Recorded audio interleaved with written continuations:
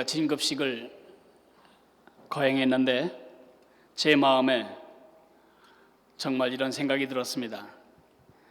이 세상에 아름다운 일이 많지만 가장 아름다운 일은 사람이 잘하는 것을 보는 것이다. 이 아이들을 보는 순간 제 마음에 피로감이 다 씻어지는 듯한 기쁨과 보람과 격려를 얻었습니다. 하나님도 마찬가지입니다. 하나님이 가장 기뻐하실 일이 무엇일까요? 자라가라. 하나님이 그 아들을 이 땅에 보내주신 그 엄청난 투자에 보람을 느끼실 순간은 언제일까요? 자라가라. 우리가 자라갈 때 하나님이 격려를 받으십니다. 노아 할아버지 한 사람 때문에 하나님이 엄청 위로를 받으셨습니다. 노아 할아버지의 노아란 뜻은 위로란 뜻입니다. 하나님께 진정한 위로 무엇일까요? 자라가라. 하나님의 사람으로 우리가 자라가는 것입니다. 작은 예수 세우는 교육교회에 여러분이 다니고 있습니다. 작은 예수를 세운다는 것은 우리의 다음 세대들을 위한 이야기만이 아닙니다. 자라가는 것은 바로 우리 자신입니다. 우리가 자라야 저들이 자라게 되어 있습니다. 멘토님들이 자라고 부모님들이 자랐기 때문에 이 아이들이 이렇게 자란 것이지, 저 아이들을 딱 떼어서 다음 세대를 자라게 하는 것이 우리 교회의 목적이 아닙니다. 여러분과 제가 작은 예수, 하나님의 자녀답게 자라가는 것입니다. 하나님의 기쁨이 되기를 원하십니까? 자라가세요. 하나님께 보람 느끼게 해드리고 싶으십니까? 자라가십시오. 하나님을 격려하는 삶을 살고 싶으십니까? 자라가십시오. 우리 중에 단 한 사람도 나는 자라가기 싫습니다, 그렇게 생각하고 있는 사람 아무도 없다고 생각됩니다. 왜 모두가 다 자라기를 원하는데, 어제와 오늘이 다르게 자라가기를 원하는데, 지난주보다 이번 주가 더 좋은 사람으로 자라가기를 원하는데, 지난해보다 이번 해가 더 성숙한 인격과 삶으로 우리 하나님의 모습을, 예수님의 모습을 보이기를 원하는데, 왜 진보가 잘 안 나갈까요? 왜 진도가 더딜까요? 도대체 우리를 발목 잡고 있는 것은 무엇일까요? 작은 예수로 성장하기 위해서 어떻게 해야 할까요? 그 질문에 대한 대답이 오늘 하나님의 말씀에 주어져 있습니다. 빌립보서 2장 12절에서 18절까지를 다 펴시기 바랍니다. 신약성경 320쪽쯤에 빌립보서 2장이 있습니다.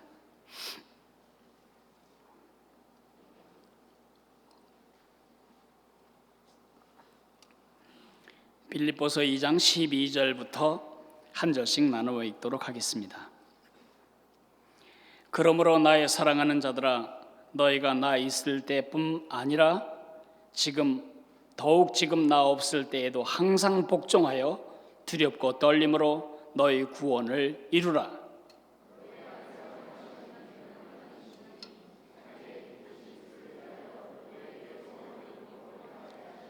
모든 일을 원망과 시비가 없이 하라.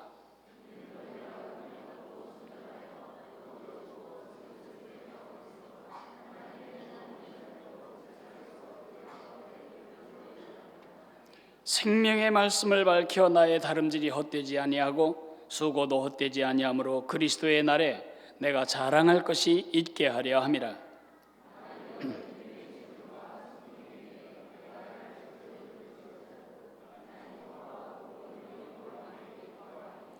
이와 같이 너희도 기뻐하고 나와 함께 기뻐하라.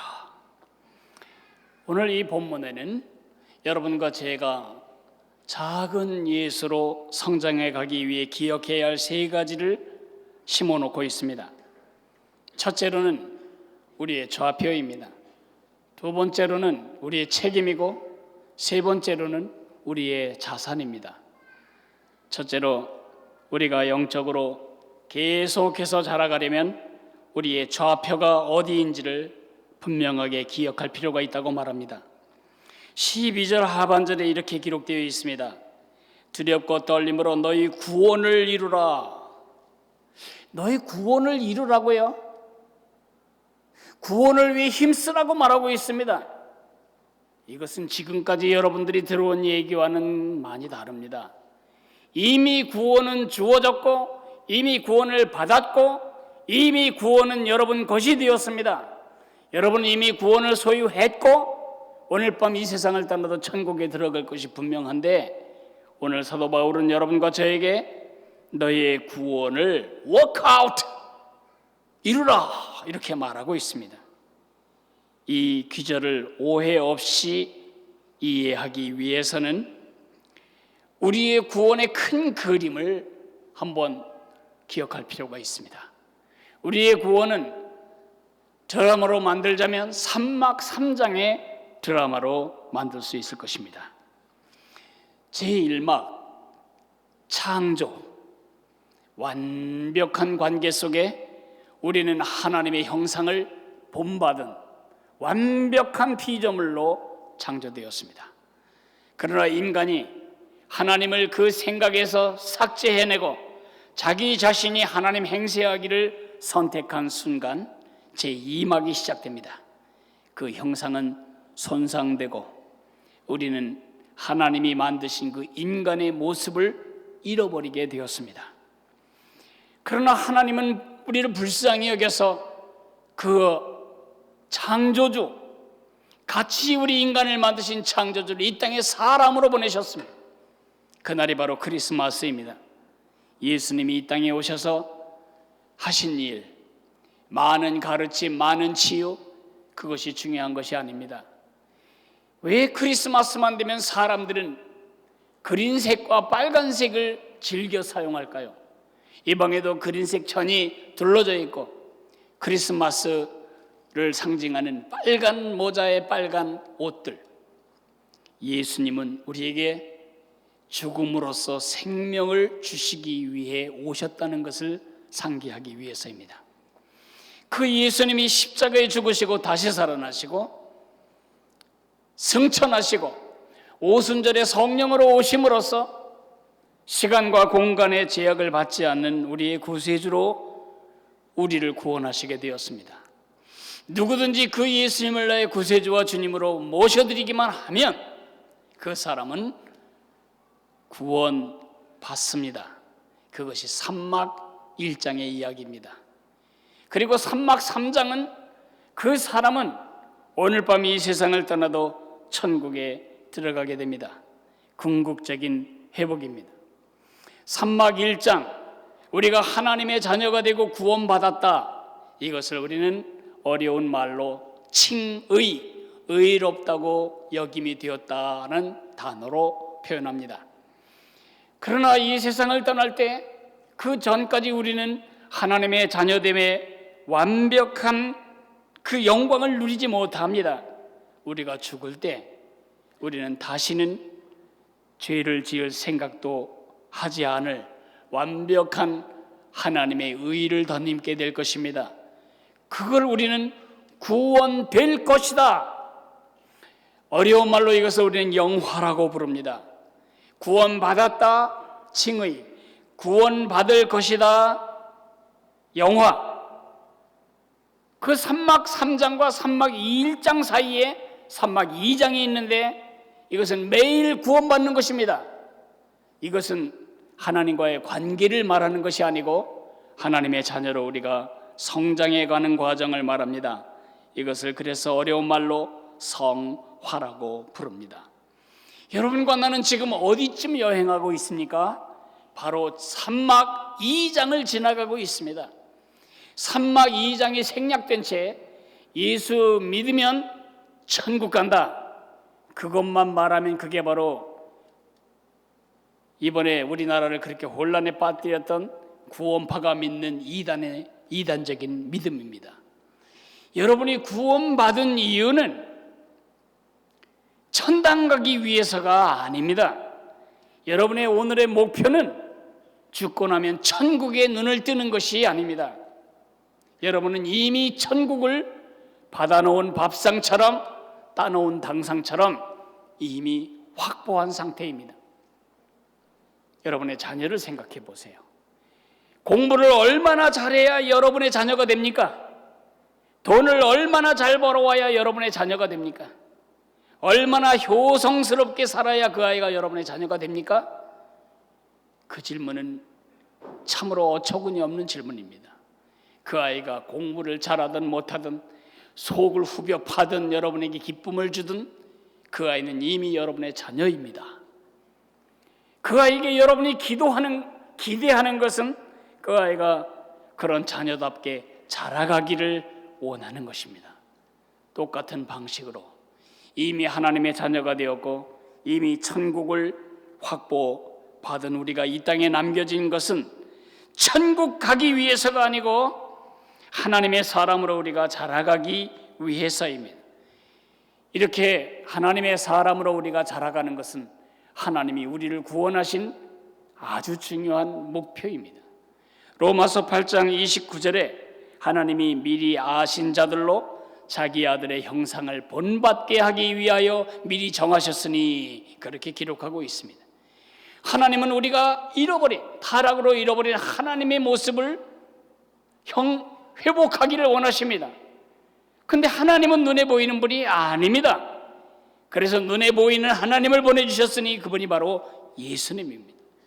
예수님처럼 자라가고 예수님처럼 살아가는 하나님의 사람의 성장 기간이 바로 산막 2장 이 좌표입니다.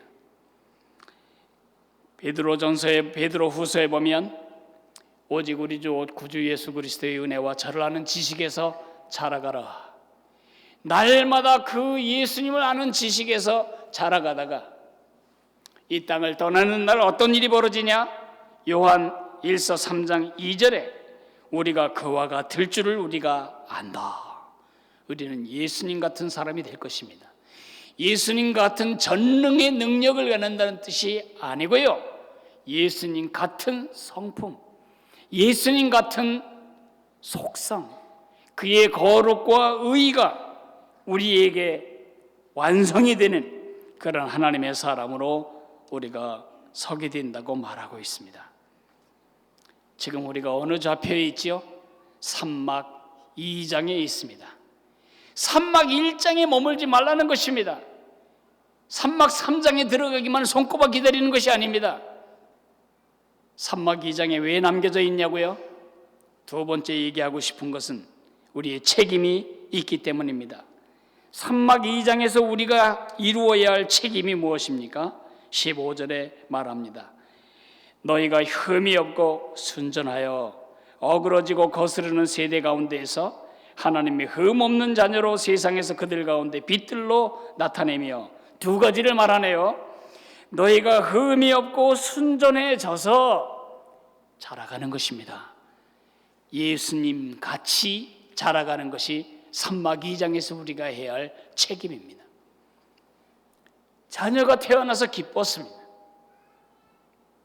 근데 아이가 100일이 돼도 1년이 돼도 돌이 돼도 다른 아이들은 유치원에 가도 이 아이는 고개를 가누지 못하고 자리에 일어나 앉지도 못한 아이가 있다면 그것은 자녀 얻은 기쁨이 아니고 그것은 부모에게 도없는 저주입니다. 아이가 날이 다르게 자라가는 것, 그것이 모든 부모의 보람이고 모든 부모의 기쁨입니다. 우리가 예수님 때문에 하나님의 자녀가 되었으면 하나님의 자녀답게 날이 다르게 자라가야 하는데 하나님은 우리가 그렇게 되기를 정말로 기대하고 기다리십니다. 생뚱맞지만 질문 하나 하겠습니다. 요즘 김치 맛 드셨나요? 11월에 담근 김치가 제 맛이 들었냐고 제가 묻고 있습니다. 아마 여러분 김치 냉장고에서 혹은 김치독에서 지금쯤엔 김치가 아주 숙성했을 것이라고 봅니다. 어디까지가 배추 맛인지, 어디까지가 굴 맛인지, 어디까지가 가세 맛인지, 어디까지가 파와 마늘의 맛인지 구분할 수 없는 이 모든 요소들이 하나로 통합이 되어서 여러분의 입맛을 사로잡을 것입니다. 2달 만에 김치는 원래 의도한 성장을 이루었습니다. 우리 예수님 따라다니는 지금 얼마나 되었습니까? 10수년이 지나고 수십 년이 지났는데 아직도 예수님 부분이 따로 있고 내 부분이 따로 있고 내 옛사람도 시퍼렇게 살아있고 예수님의 생명도 살아있고 아직도 조화도 되지 않고 통합도 되지 않은 채 생짜 배추, 생짜 무 맛이 여전히 쏘고 있다면 우린 잘하지 못한 겁니다. 어디까지가 저 사람에게 어디까지가 예수님의 부분인지 어디까지가 저 사람 원래 모습인지 알 수가 없을 만큼 예수님의 은혜에 절고 푹 절고 녹아져야 하는데 여전히 개밥에 들어간 도토리처럼 은혜 안에 있긴 있는데 나의 옛사람은 그대로 녹아지지 않은 채 있지는 않는지 예수님을 닮아 자라감, 예수님의 성품이 내 성품이 되고 예수님의 지혜가 내 지혜가 되고 예수님의 목적이 내 목적이 되고 예수님의 가치가 내 가치가 되는 이 통합이 얼마나 이루어지고 있습니까? 김치로 치자면 얼마나 지금 여러분의 김치는 잘 익고 있습니까? 두 번째 책임은 뭐냐? 너희가 흠이 없고 순전하여 자라갈 뿐만 아니라 왜 자라요? 어그러지고 거스리는 세대 가운데서 하나님의 흠 없는 자녀로 세상에서 그들 가운데 빛들로 나타나기 위해서다. 쉬운 말로 하면 빛 대신 예수님처럼 살아가는 것입니다. 우리 안에 살아계신 예수님의 빛이 바깥으로 내 태도를 통해 내 생각을 통해 내 말을 통해 내 행동을 통해 보여지는 것입니다. 우리는 별 같은 사람들이 되기를 하나님이 기대하고 계십니다. 여러분에게 익숙한 별 뭘까요? 북두칠성입니다. 밤하늘의 북두칠성을 보신 적은 언제입니까? 제가 여러분이 못 찾을까 봐 아주 친절이 넘치도록 제가 금을 그어놨습니다. 저게 북두칠성입니다. 왜 우리는 북두칠성을 그렇게 하늘을 보면 찾지요? 북두칠성을 찾는 이유는 이 북두칠성은 일종의 화살표입니다. 맨 오른쪽에 있는 별과 끝에서 두 번째 있는 별 사이 그 구간을 5개를 위로 세어나가면 직선상에 별 하나가 있습니다. 그 별이 북극성입니다. 그 별이 여기가 북쪽이다, 진북을 가르쳐줍니다. 산에서 길을 잃었을 때, 바다에서 길을 잃었을 때, 란치판이 없고 핸드폰이 없을 때 사람들은 어떻게 북쪽을 찾았을까요? 바로 이 북두칠성을 통해서입니다. 여러분과 내가 북극성은 되지 못합니다. 왜냐하면 그분은 예수님이시니까요. 나는 길이요 진리요 생명이다. 진북을 가르쳐주는 그 별이 있다면 예수님이십니다. 그 예수님을 가리키는 북두칠성에 해당되는 공동체가 여러분과 나, 우리 기독교 공동체입니다. 사람들은 우리를 보고 곧바로 우리 눈에서 시작해서 예수님을 찾아가게 될 것입니다. 동방 박사가 동방에서 박사들을 할 때에 그 별처럼 우리가 살아가는 모습이 사람들에게 예수님께로 인도하는 별 같은 삶이 되기를 하나님은 기대하고 계십니다. 우리의 책임, 예수님처럼 자라가고 예수님처럼 살아가는 것, 그것이 우리의 책임입니다. 그것은 천국에 가서 살 일이 아닙니다. 이 땅에서 얼마나 예수님처럼 자라가느냐와 예수님처럼 살아갔냐, 이 두 가지가 그날 예수님을 만날 때 우리 심판의 기준입니다. 그것에 따라 영원한 천국의 삶에 차등이 생기는 것입니다. 우리의 책임을 잊지 않아야 할 것입니다. 세 번째, 우리의 자산이 무엇인지를 기억해야 합니다. 13절, 너희 안에서 행하시는 이는 하나님이시니 자기의 기쁘신 뜻을 위하여 너희에게 소원을 두고 행하게 하시나니. 이 말은 우리가 해야 할 일, should do를 하고 싶은 마음의 의지, want to do, 그리고 그 일을 할 수 있는 can do 아니면 able to do 할 수 있는 능력을 주시는 분이 우리 안에 계시다고 말하는 것입니다. 우리 자신이 기쓰고 애쓰고 결심하고 그래서 이 책임을 감당할 수 있는 것이 아닙니다. 우리 안에 계신 성령님, 예수님의 영이 우리 안에서 우리가 해야 할 일이 무엇인지 가르쳐 주시고 우리에게 그 일을 하고 싶은 의지를 주시고 우리가 그 일을 할 수 있는 힘이 되어 주십니다. 여러분, 컴퓨터를 보면 싸구려 컴퓨터에는 없겠지만 그래도 컴퓨터라고 이름 붙어 있는데 이런 딱지가 하나 붙어 있습니다. 인텔 인사이더, 인텔 칩이 이 안에 들어있다. 만약 인텔 칩을 뽑아버리면 그 컴퓨터는 깡통입니다. 아무 일도 못합니다. 바보입니다. 바보. 아무 명령도 인식하지 못합니다. 인텔 칩이 그것을 가능하게 하는 것입니다. 이 말을 다른 말로 바꾸면 여러분과 내 속에 칩이 있습니다. 예수님을 칩이라고 말해서 죄송하긴 한데 Jesus inside. 빌립보서 2장 13절 한번 같이 읽어볼까요? 시작.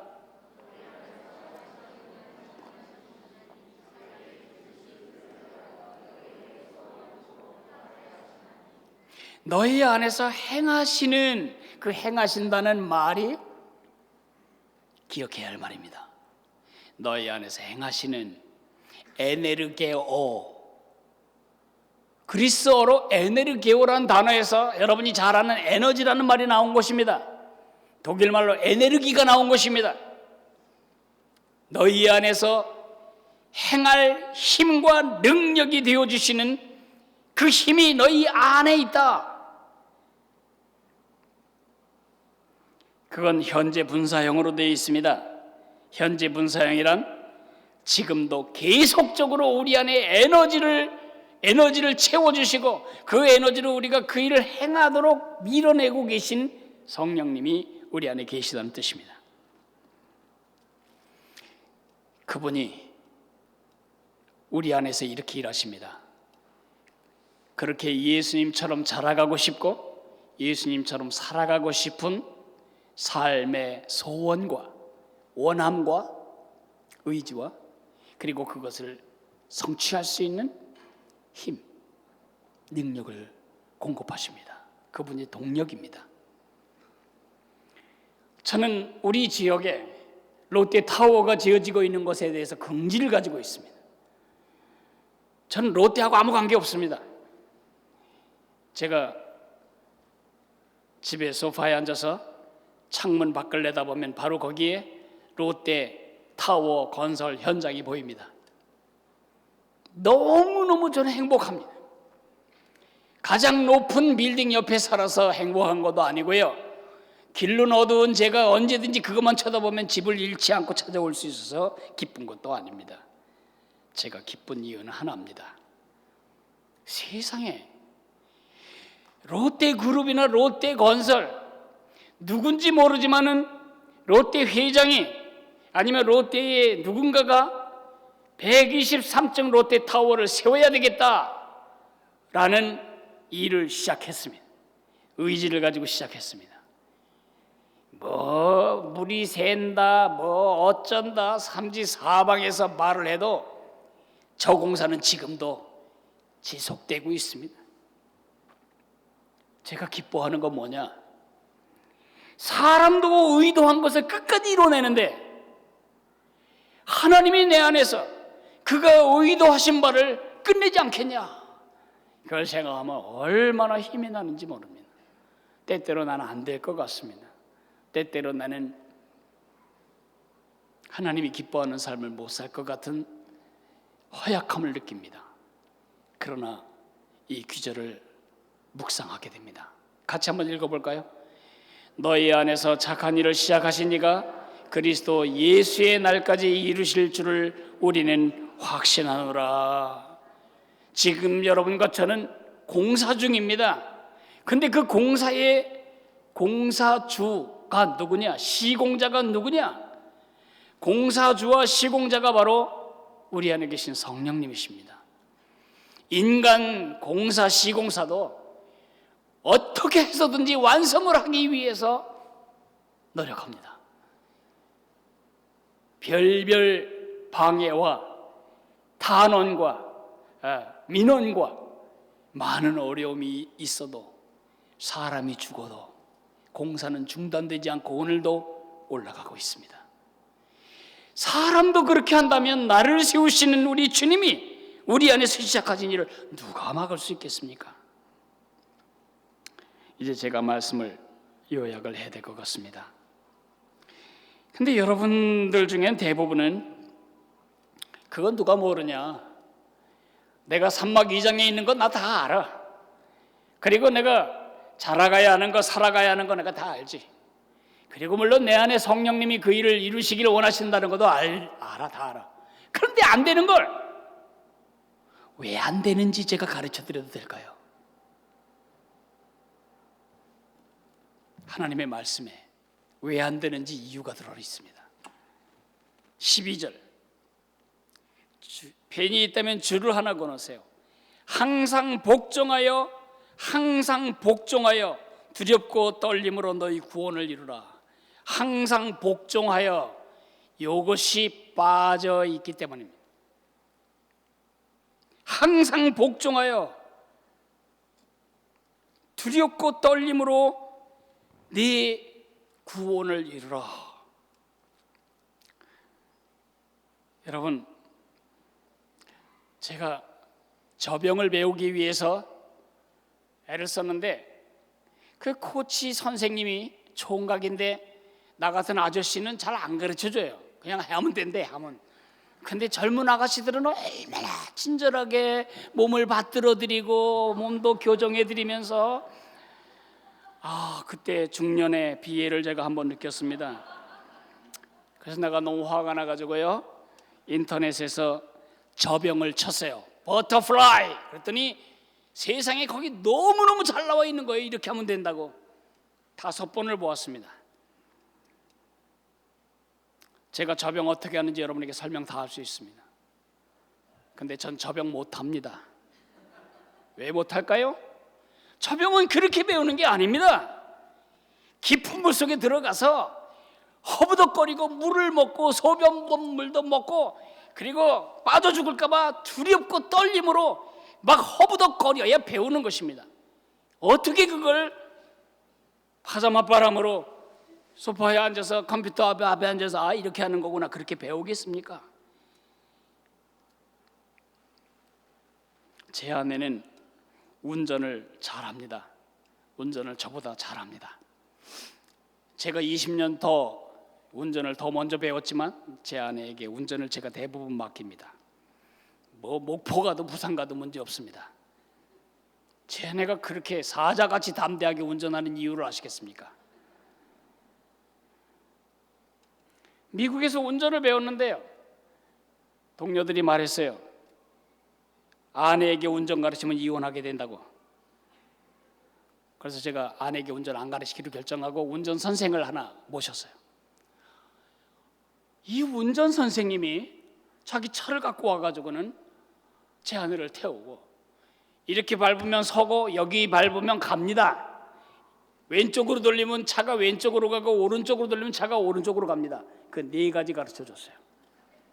그리고 곧바로 우리나라 속도로 그 160km 되는 고속도로로 들어갔어요.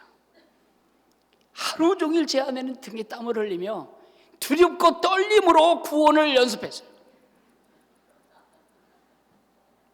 제 아내는 그렇게 운전을 배웠기 때문에 고속도로 두렵지 않아요. 독일 오토반도 잘 갈 수 있어요.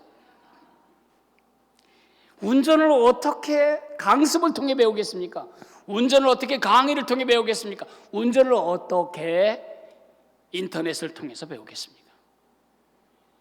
운전대를 잡고 내 생명을 걸어놓고 정말 죽을 결심을 하고 자꾸 가야 운전이 배워지는 것입니다.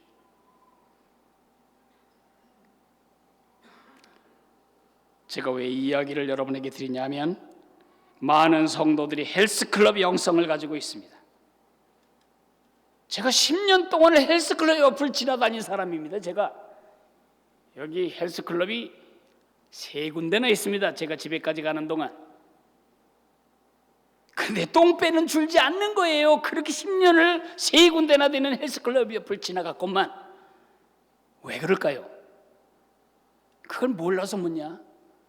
헬스는 그렇게 하는 게 아니다. 그렇게 대답하시겠죠? 제가 만약에 헬스클럽에 들어가서 회원 관리해 주는 일을 한다면 어떤 일이 벌어질까요? 아무 일도 벌어지지 않습니다. 지겨워 죽겠어도 그냥 걸어대고 뛰고 끊어질 것 같은데도 들어올리고 그래야 초콜릿 빼도 되고 살도 빠지는 거 아닙니까? 우린 영성을 그렇게 생각하지 않습니다. 설교만 들으면 영성이 생길 거라고 착각하지 마세요. 여러분 바리새인 됩니다. 알기는 콧구멍처럼 잘 알지만 실제로 변환되지 않아요. 저 몸이 동영상 보고 만들어진 몸이 아니잖아요. 항상 복종하여 여러분 내면에서 여러분에게 지시하시고 자극하시고 소원을 주시고 할 수 있도록 힘을 주시는 그 성령님께 순종해서 워크아웃, 주님이 워크인 하실 때 워크아웃을 해야만 우리가 달라지는 것입니다. 우리 날마다 예수님처럼 자라가고 예수님처럼 살아가기 위하여 두렵고 떨림으로 날마다 워크아웃 하십시다. 우리 다 같이 일어나서 430장 찬송 부르겠습니다.